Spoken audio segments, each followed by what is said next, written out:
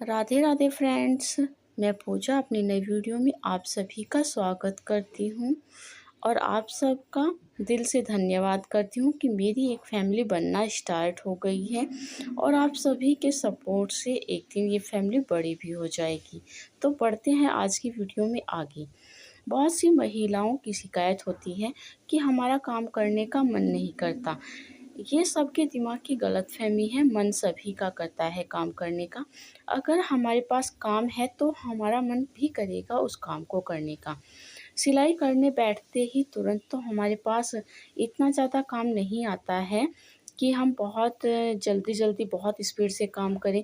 मान लिया कि एक महीने में 4-5 कस्टमर आते हैं, तो हम उन्हें क्या करते हैं कि एक सूट आया है तो 10-10 दिन उस सूट को सिलने में लगा देते हैं, क्योंकि हमारे पास उस सूट के अलावा कोई और काम है ही नहीं। तो इसलिए हम काम को ज़्यादा टाइम दे देते हैं और हमें लगता है कि हमारा मन नहीं करता काम करने का। और फिर क्या होता है कि हम दूसरों को देखते हैं कि वो बहुत ज़्यादा काम करते हैं, हर टाइम एक्टिव रहते हैं, घर का भी काम कर लेते हैं, ये भी कर लेते हैं। तो देखिए उनके पास काम ज़्यादा है, तो वो इसलिए एक्टिव रहते हैं क्योंकि उनके दिमाग में यही है कि अगर समय पर ये काम नहीं करेंगे तो कस्टमर का मूड ख़राब हो जाएगा। वो बोलेंगे कि ये टेलर तो बहुत दिन में देता है, तो वो दूसरे टेलर के पास चले जाएंगे। तो इसलिए अपने काम को समय पर कर कर देना पड़ता है और हम भी कुछ दिन में ऐसे ही हो जाएंगे। जब हमारे पास काम आना शुरू हो जाएगा तो शुरू में जितना भी काम है उसी को मन लगा कर कीजिएगा और धीरे धीरे जब काम बढ़ने लगेगा तो स्पीड भी बढ़ने लगेगी। ठीक है, ये बात तो आप जानते ही हैं। चलिए, ये तो हो गई इतनी बात कि काम में मन कैसे लगाना है। काम ज़्यादा आएगा तो अपने आप ही मन लग जाएगा। काम थोड़ा होगा तो थोड़े ही काम में संतोष कीजिएगा, क्योंकि कोई भी काम आने में थोड़ा टाइम लगता है। किसी भी काम को करने के लिए वक्त लगता है और जिनको सिलाई में फिनिशिंग नहीं आती है, तो जब आप प्रॉपर काम को करते रहेंगे बैठकर तो फिनिशिंग भी आना शुरू हो जाएगी काम में।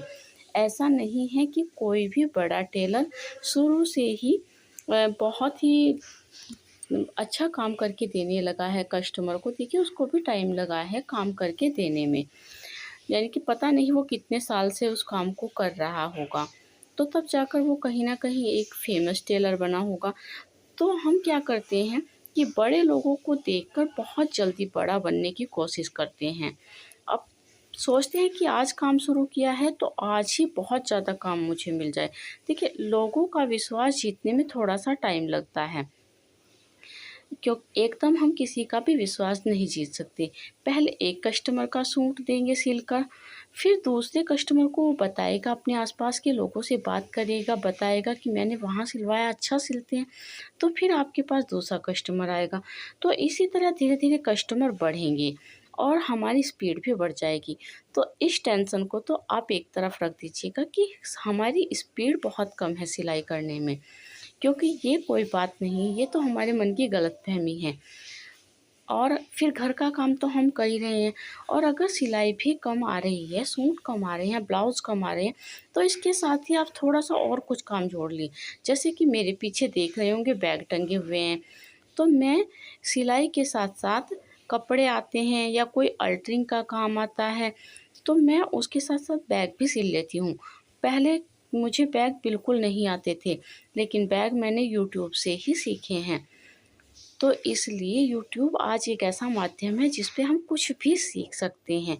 बस सीखने की लगन होनी चाहिए।